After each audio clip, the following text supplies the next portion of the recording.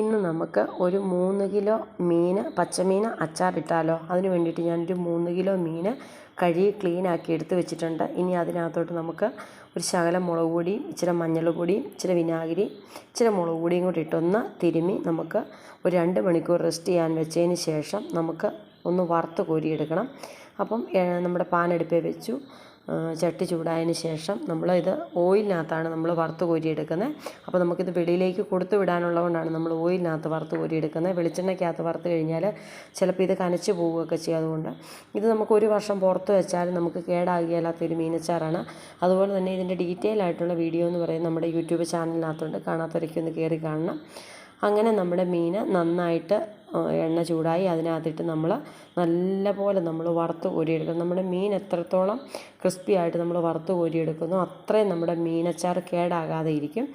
അങ്ങനെ നമ്മുടെ മീൻ മുഴുവനായിട്ട് ഒരു 4-5 ട്രിപ്പ് ഉണ്ടായിരുന്നു. 3 കിലോ മീനുള്ളതുകൊണ്ട് ഞാനതെല്ലാം ഒന്ന്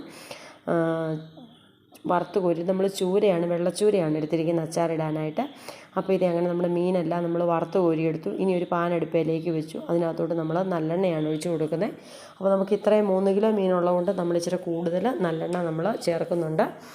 അതിനകത്തോട്ട് നമ്മൾ ആവശ്യത്തിനുള്ള കടുക് ഇട്ട് കൊടുത്തു. ഇനി ഞാനൊരു 250 ഗ്രാം ഇഞ്ചിയും 250 ഗ്രാം വെളുത്തുള്ളിയും കൂടി ഒന്ന് ചോപ്പറിനകത്തിട്ടൊന്ന് ചോപ്പ് ചെയ്തതാണ്.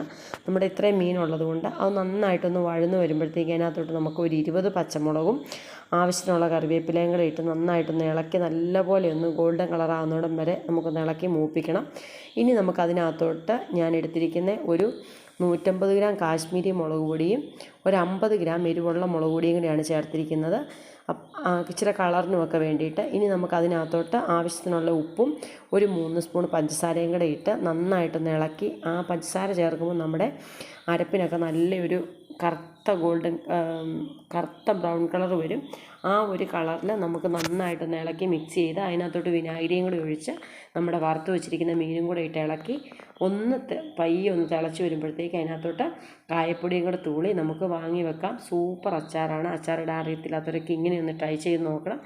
അപ്പം 1 വർഷം വരെ കേടാകാതിരിക്കുന്ന മീനച്ചാറാണ്. അപ്പോൾ ഇന്നത്തെ വീഡിയോ ഇത്രയേ ഉള്ളൂ. Tata bye bye, see U.